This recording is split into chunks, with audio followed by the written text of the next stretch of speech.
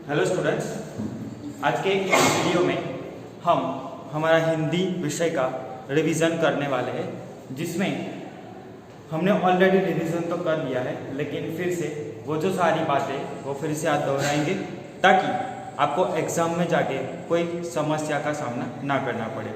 तो आज के इस हिंदी रिवीजन वीडियो में हम प्रश्नों के उत्तर और सही गलत, इसके साथ साथ हम जो कोई भी सारी बातें प्रश्न पत्र में पूछी जाने वाली है उसका रिवीजन करेंगे। तो चलिए शुरू करते हैं आज का रिवीजन। हमारा आज का टॉपिक है Hindi revision for exam. Okay,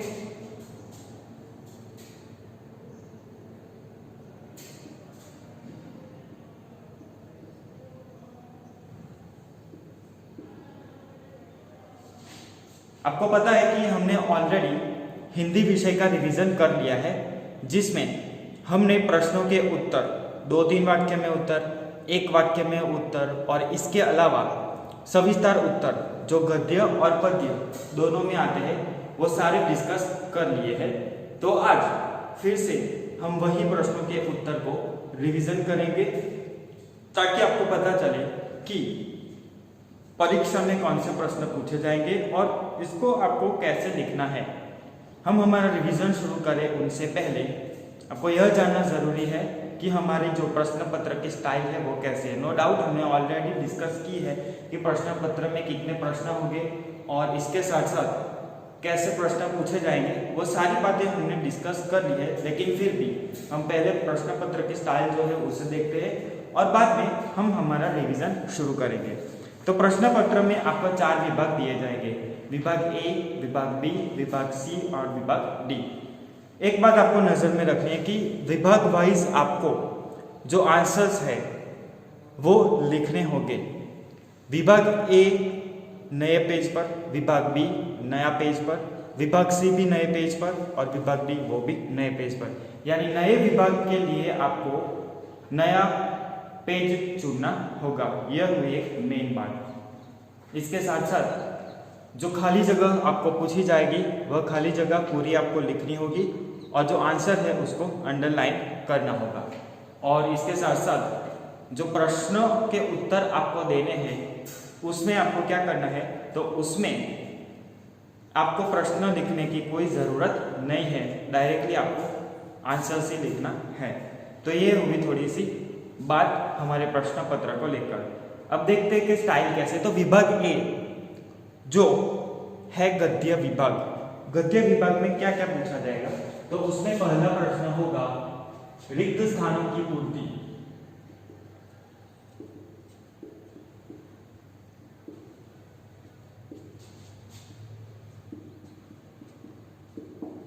रिक्त स्थानों की पूर्ति यानी खाली जगह आपको दी जाएगी। दूसरा प्रश्न है सही या गलत।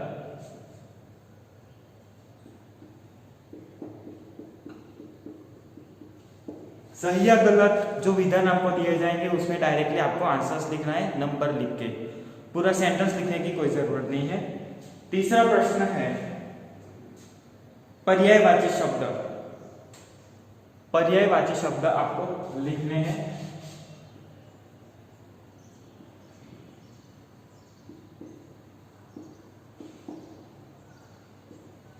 चौथा प्रश्न जो है हमारा वह है विरोधी शब्द।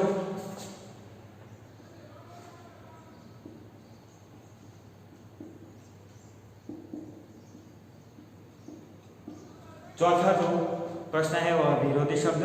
और आखिरी विभाग ए में जो आखिरी प्रश्न है वह है लिंग पहचानिए।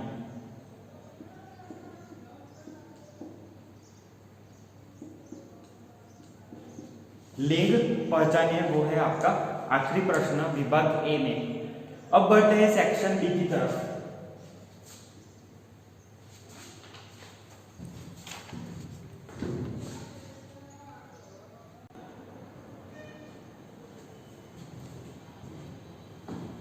तो विद्यार्थी मित्र, हमारा जो विभाग बी है सेक्शन बी, उसमें आपको कौन से प्रश्न पूछे जाएंगे, तो विभाग बी जो है वह हमारे गद्य विभाग के लिए दिया गया है, जिसमें आपको पहला प्रश्न मिलेगा एक वाक्य में उत्तर,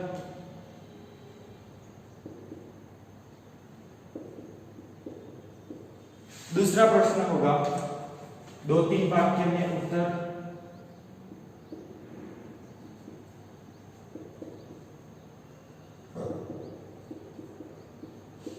तीसरा प्रश्न होगा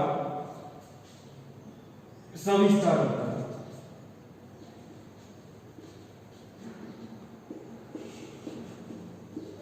ये हो गए गद्य विभाग के लिए। अब हमारा जो नया विभाग है वह शुरू होगा सेक्शन सी, पद्य विभाग, जिसमें सेम तरीके से प्रश्न पूछे जाएंगे। एक वाक्य में उत्तर, 2-3 वाक्य में उत्तर एंड सविस्तार उत्तर, जो है पद्य में विभाग में से। हमारा सेक्शन बी जो है वह आपका लेखन विभाग होगा, जिसमें पहला प्रश्न होगा गद्य खंड को पढ़कर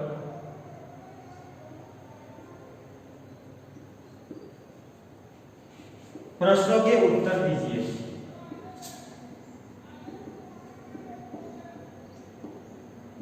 गद्य खंड को पढ़कर प्रश्नों के उत्तर दीजिए, यानी आपको एक पैराग्राफ दिया जाएगा, उसी पैराग्राफ को पढ़कर आपको प्रश्नों के उत्तर देने होंगे।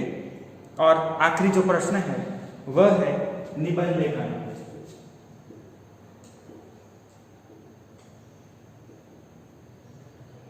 निबंध लेखन में 2 निबंध आपको पूछे जाएंगे, जिसमें से एक निबंध आपको एक विषय पर आपको निबंध लिखना होगा। तो ये हो गई हमारी पेपर स्टाइल।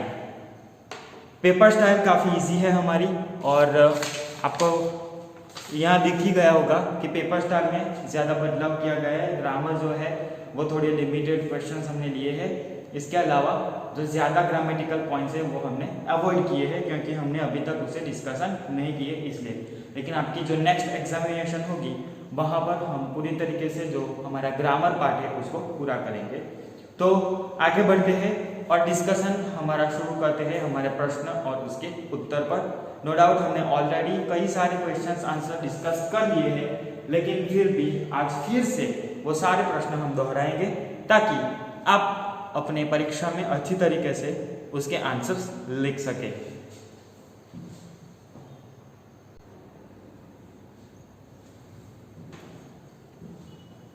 तो प्रश्न और उत्तर उसका डिस्कशन हम शुरू करते हैं, जिसमें गद्य, पद्य, एक वाक्य में उत्तर, 2-3 वाक्यों में उत्तर और सविस्तार उत्तर, सभी तरीके के प्रश्नों को हम इंक्लूड करने वाले हैं। तो अब हम रिविजन करने वाले हैं प्रश्नों के उत्तर।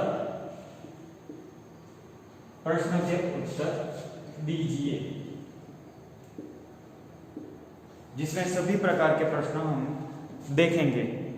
तो चलिए शुरू करते हैं हमारा प्रश्न और उसके उत्तर का डिस्कशन।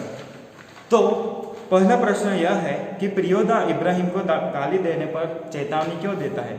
तो आपको पता ही है कि प्रियोदा की दल की टुकड़ी का जो टुकड़ी थी उसका एक नियम था कि कोई भी व्यक्ति उसमें अपशब्द नहीं बोल सकता था, और इसीलिए प्रियोदा उससे वार्न करता है कि अगर तू गाली बोलेगा तो हमारे ग्रुप में से तुमको निकाल दिया जाएगा। और इसीलिए जो प्रियोदा है वह इब्राहिम को गाली देने पर टोक देता है।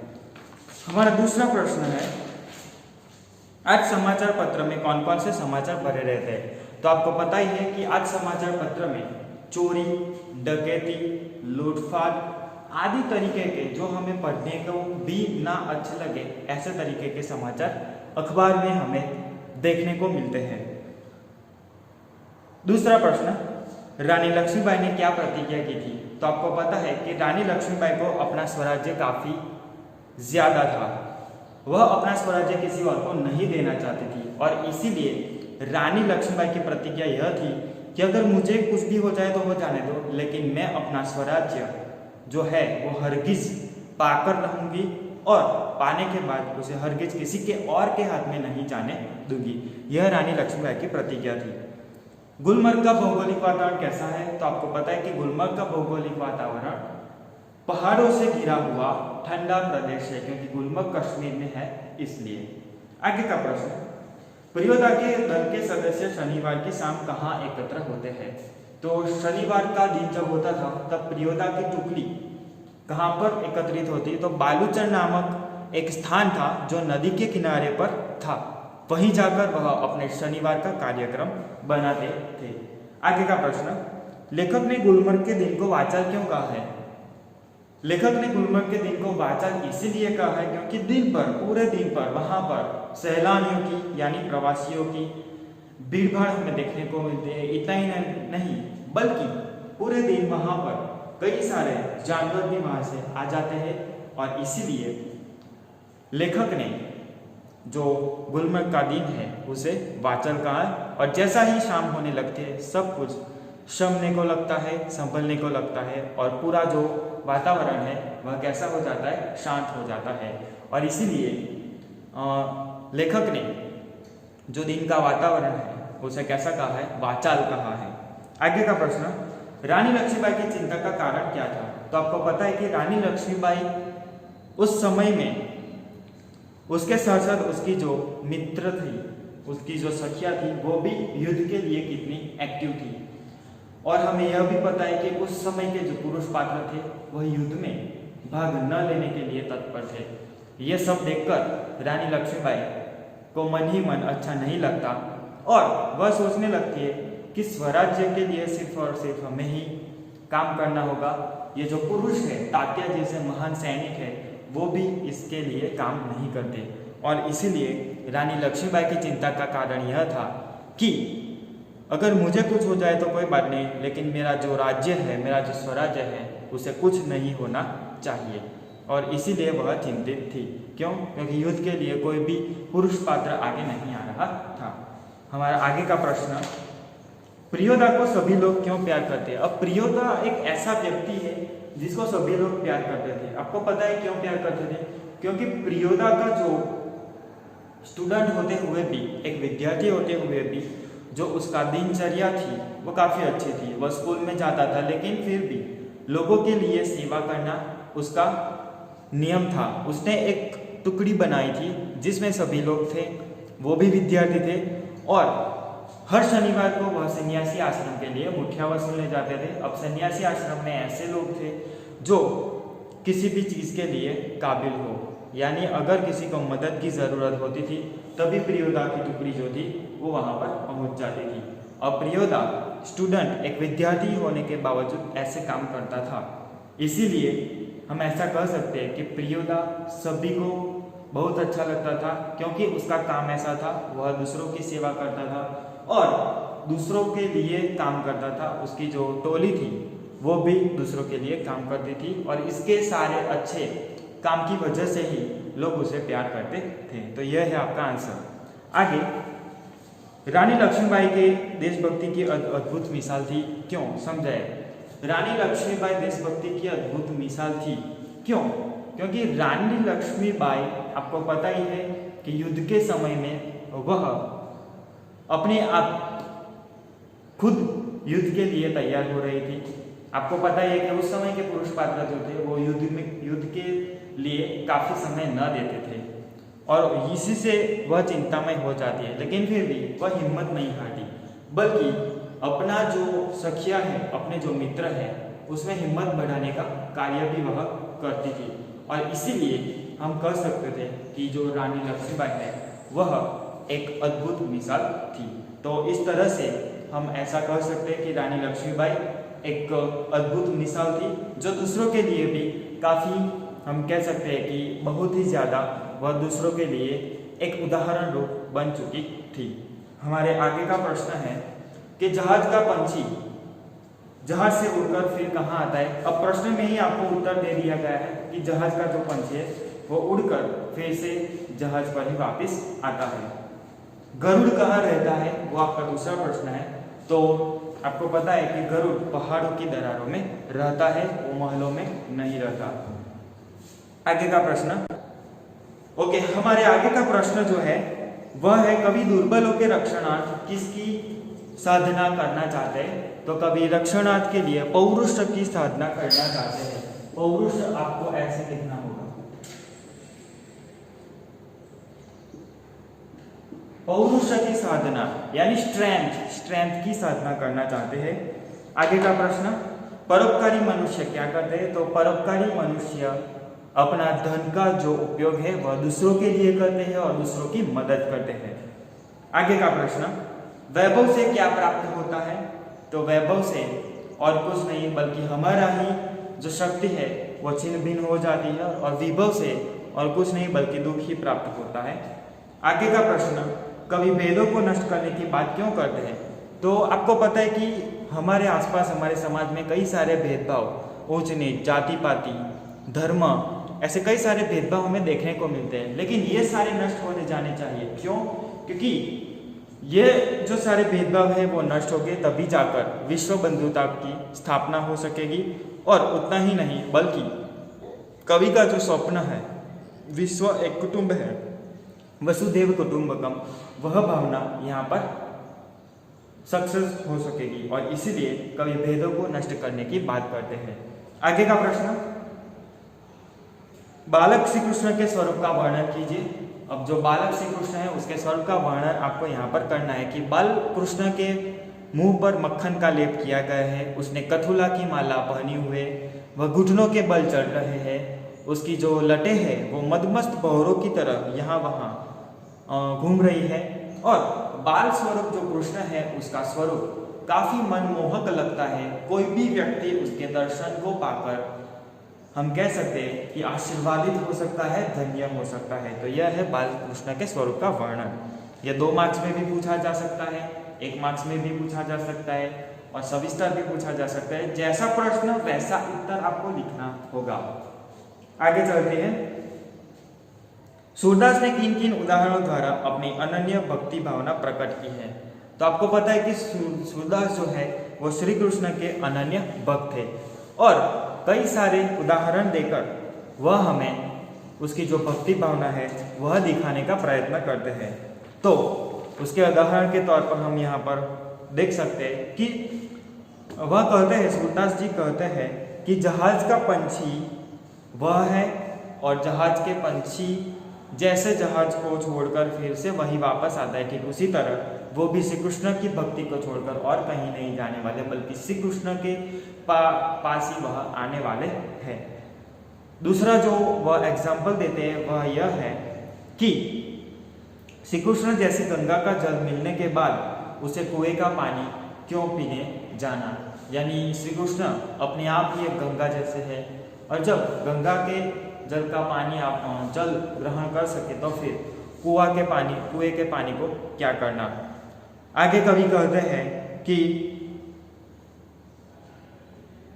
उसका जो मन है मधुकर श्री कृष्ण की भक्ति का अम्बुज रस चखने के बाद अन्य किसी रस को चखना नहीं चाहता।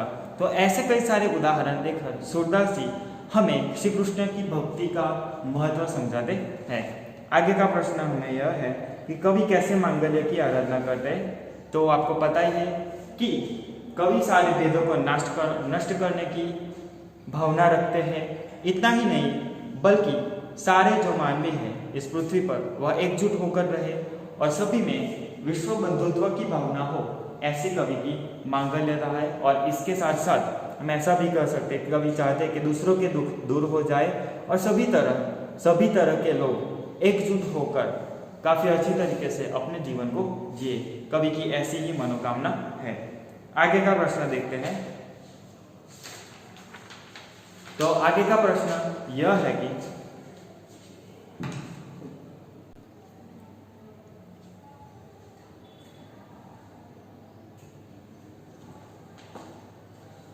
नया प्रश्न जो है वह यह है कि गुलमर्ग का भौगोलिक वातावरण कैसा है। तो आपको पता है कि गुलमर्ग का भौगोलिक वातावरण पहाड़ों से घिरा हुआ एक ठंडा प्रदेश है। सामान्यतः लेखक को कौन कौन सी बीमारियां रहती थी? लेखक यानी हमारे हरिवंश राय बच्चन। तो आपको पता है कि लेखक को सामान्यतः जुकाम, खांसी, सिर दर्द और ताव जैसी बीमारियां रहती थी। आगे का प्रश्न, रानी लक्ष्मीबाई की चिंता का कारण क्या था? तो रानी लक्ष्मीबाई की चिंता का कारण और कुछ नहीं बल्कि अपने हाथ में आए हुए स्वराज्य को कोई और ना ले जाए और स्वराज्य के उसके जो स्वराज्य की में लड़ते हुए उसके जो सैनिक है उसकी जो शाख है उस वह प्रतिबंधित ना हो जाए, और हम ऐसा भी कर सकते हैं कि ऐसी तरीके की चिंता उसे रहती थी। आगे का प्रश्न, परदेशी युवक कौन था, उसने दूसरे दिन क्या किया?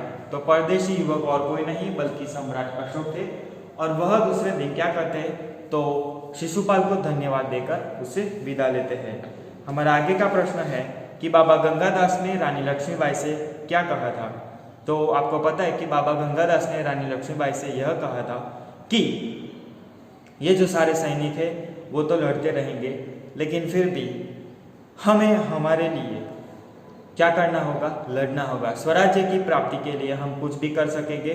तो आप रानी लक्ष्मीबाई, आप किसी भी तरीके से चिंता ना करें, मैं जो मेरे मित्र है उसको समझा दूंगा, और वह युद्ध के लिए जो पुरुष पात्र थे, जो विलासिता में पड़े हुए थे, उसे समझाने का प्रयत्न करते हैं, और उसे रानी लक्ष्मीबाई को समझाते हुए यह भी कहते हैं कि आप किसी भी तरीके की चिंता मत कीजिए। आगे का प्रश्न, बीमारी के प्रति बच्चन जी का क्या ख्याल था? तो आपको पता है कि बीमारी बच्चन जी के लिए कुछ नहीं थी। उसको जो कुछ भी होता था वह क्या करते थे? सिर्फ और सिर्फ अपना काम करते थे, और वह ऐसा भी मानते थे कि काम करने से ही बीमारियां चली जाती हैं। तो उसका जो कॉन्सेप्ट था वह यह था कि आप भले ही क्यों ना कितने बीमार पड़े, लेकिन आपका अपना काम नहीं छोड़ना चाहिए। इतना ही नहीं, बल्कि जो बीमारी है वो तो धनवान लोगों में ही आती है। गरीबों तो क्या, गरीबों को अगर बीमारी छू गई तो वह कुछ भी नहीं कर सकेगा, और यह ऐसा कहना चाहते हैं कि बीमारी जो है वो सिर्फ और सिर्फ धनवान लोगों में ही आती है। ऐसे कुछ ख्याल थे। आगे का प्रश्न, लेखक ने गुलमर्ग के दिन को वाचाल क्यों कहा? हमने ऑलरेडी डिस्कस कर दिया है, लेकिन फिर से कि पूरे दिन वहाँ पर चहल पहल रहती है, सैलानियाँ आते जाते रहते, कई सारे जानवर जो प्राणी हैं वह भी वहाँ से चले जाते हैं, और इसीलिए जो पूरा दिन है वो काफ़ी हरा भरा सा और लोगों से घिरा हुआ रहता है, लेकिन शाम होते ही सब सन्नाटा में बदल जाते हैं। आगे का प्रश्न, लेखक की बीमारी सुनकर श्यामा कांपकर तुरंत क्यों संभल गई? श्यामा को पता था कि अगर वो खुद नहीं संभलेगी तो उसकी जो सीधी असर है वो हरिवंश राय बच्चन जी ऊपर पड़ेगी, और इसीलिए वह क्या करती है, वह सुना ना सुना कर वह अपने आप को संभालने का प्रयत्न करते हैं, ताकि आगे जाके हरिवंश राय बच्चन जी के माइंड पर कोई भी नेगेटिव असर ना पड़े, कोई भी नकारात्मक असर उसके मन पर ना पड़े इसलिए। और इससे यह सोचकर कि अगर मैं ही कुछ इस तरह से हो जाऊंगी, मैं ही अगर मेरे पाँव जमीन से खिसक जाएंगे तो फिर बच्चन जी क्या करेंगे? तो उसको मेंटली स्ट्रेंथ देने के लिए श्यामा एक तुरंत ही क्या करती है, संभल जाती है। आगे का प्रश्न, कवि किसकी अभ्यर्थना करते हैं? तो कवि मंगल्य की अभ्यर्थना करते हैं, सभी का अच्छा हो ऐसी अभ्यर्थना करते हैं। गरुड़ कहाँ रहता है? पहाड़ों में रहता है। परोपकारी मनुष्य क्या करते हैं? तो परोपकारी मनुष्य दूसरों की सेवा में अपना धन का प्रयोग करते हैं और दूसरों की मदद करते हैं।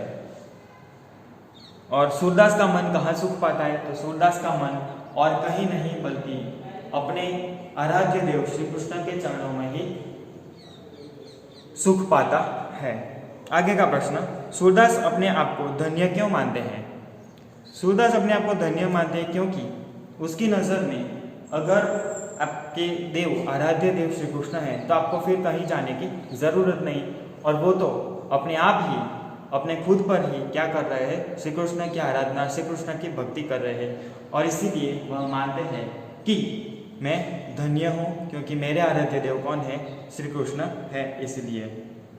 आगे का प्रश्न, कर्ण दुर्योधन के साथ क्यों नहीं छोड़ सकता? कर्ण दुर्योधन का साथ क्यों नहीं छोड़ सकता? तो आपको पता है कि कर्ण और दुर्योधन, उसकी जो मित्रता थी वो कुछ अलग तरीके से बंधी हुई थी। जब कर्ण का साथ कोई नहीं दे रहा था तब जाके दुर्योधन ने कर्ण का हाथ थामा था, और अपना मित्र धर्म निभाने के लिए कर्ण श्री कृष्ण के साथ भी नहीं जाना चाहते थे।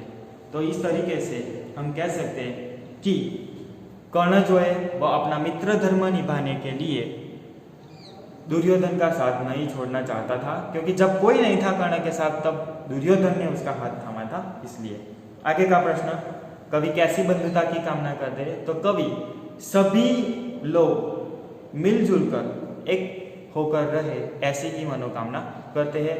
ऐसी विश्व बंधुत्व की मनोकामना करते हैं जहाँ पर विश्व एक कुटुंब, यहाँ पर रहने वाले सारे लोग एक कुटुंब की तरह रहे, ऐसा कवि कहना चाहते हैं।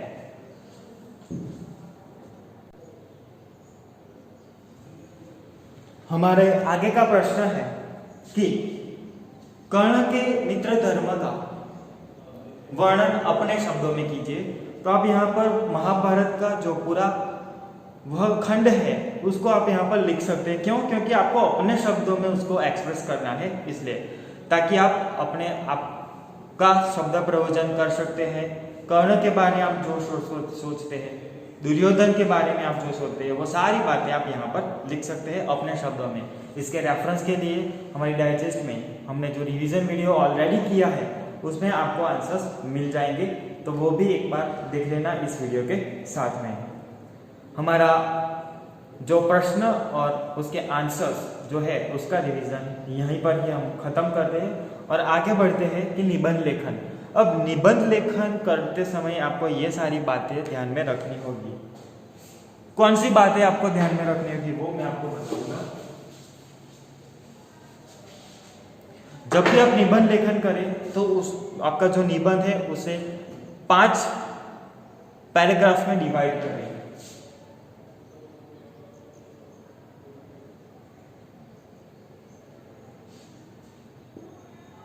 पांच पैराग्राफ्स आपको एक निबंध में करने होंगे। निबंध का जो कंटेंट है वो आपको पॉइंट के आधारित लिखना है।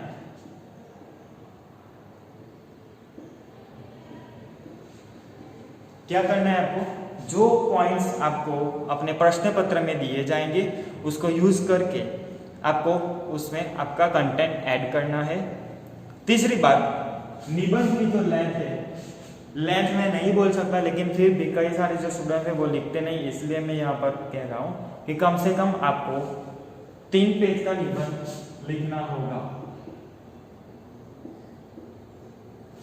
क्या करना होगा? कम से कम आपको 3 पेजेस का निबंध लिखना होगा, तभी जाकर आप 6 में से कुछ 4 या 5 मार्क्स हासिल कर सकेंगे। तो ये बात आपको नजर में रखनी होगी कि आपका जो निबंध लेखन है वो कम से कम 3 से 4 पेज में लिखा हो। अगली बात, आप अपने विचारों को व्यक्त कीजिए। क्या करना होगा? अपने विचारों को व्यक्त कीजिए, जो आपको टॉपिक दिया गया हो उसको नजर में रखते हुए। तो ये जो बातें हैं वह आपको निबंध लिखते